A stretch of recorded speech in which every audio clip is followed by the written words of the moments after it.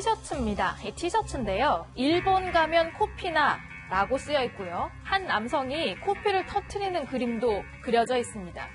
자, 이 티셔츠를 공개한 사람은 그림의 주인공이기도 한 정봉주 전 의원인데요. 제작을 해서 실제 티셔츠 판매도 한다고 합니다. 2020년 도쿄올림픽에 참가하면 방사능 오염 때문에 코피가 나고 암에 걸린다는 이런 주장을 알리기 위해서 만들었다고 합니다. 참신하다, 사고 싶다 이런 긍정적인 반응도 있지만요. 한일 경제 갈등을 희화화했다는 비판도 나오고 있습니다.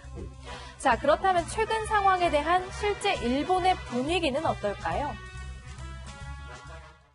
나 한국 완전 마음에 안 들었었는데 이번 기회에 단교하자. 그냥 항상 한일 사이좋게 지냈으면 좋겠는데 왜 이렇게 안타까워 라고 하는 그런 반응이 많았습니다. 한국어만 쓰고 조금 돌아다녀요. 감사합니다. 두 개 가서. 네, 감사합니다.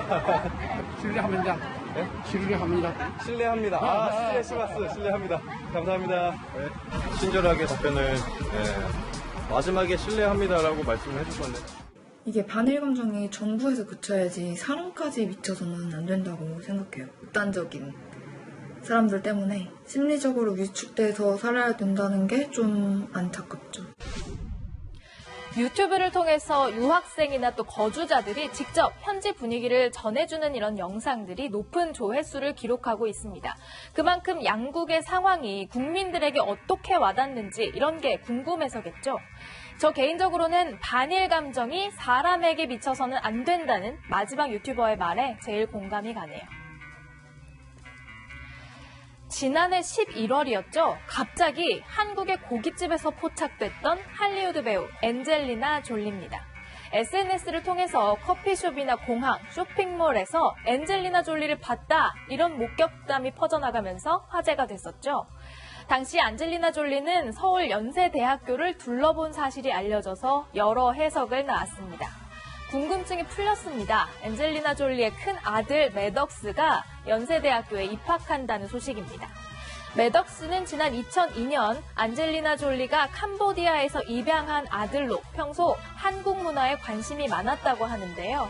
앞으로 인천 송도에 있는 국제 캠퍼스에서 기숙사 생활을 한다고 합니다. 이를 위해서 매주 몇 시간씩 한국어 공부도 해왔다고 합니다.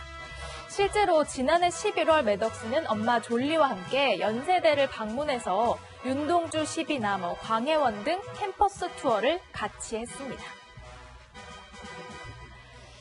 추가 경정 예산안 협상 당시 술에 취한 듯한 모습으로 국회에 나타났던 자유한국당 소속 김재원 국회 예결위원장의 모습입니다. 황교안 대표가요, 김 위원장에 대해서 국민들 앞에 흔들림 없는 모습을 보이지 못했다면서 강력 주의 조치를 내렸다고 하죠. 한국당은 이후 발생한 더불어민주당 이해찬 대표의 일식집 반주 논란에 대해 강하게 비판을 했지만 어쩐지 힘이 실리지는 않아 보였습니다. 황교안 대표 이래저래 고민이 많아 보입니다. 지난주에 김재원 위원장한테 엄중주의 조치를 내리셨다고 하셨는데 회의가 다 맞춰진 상황에서 퇴근을 해서 저녁 식사를 했다고 합니다. 그러면서 반주가 있었다고 합니다. 그 뒤에 그런 상황을 미처 예측하지 못하고 음주를 했지만 또 반주를 했지만 표현이 음주가 됐든 반주가 됐든 이 국민들에게 뭐가 중요하겠습니까?